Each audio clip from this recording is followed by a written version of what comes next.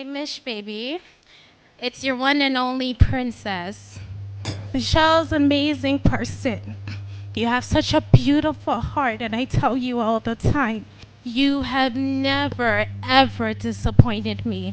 And so it's a privilege that I get to stand here today on behalf of me and my entire family, your favorite brother-in-law, Kole, Jaja, and PJ.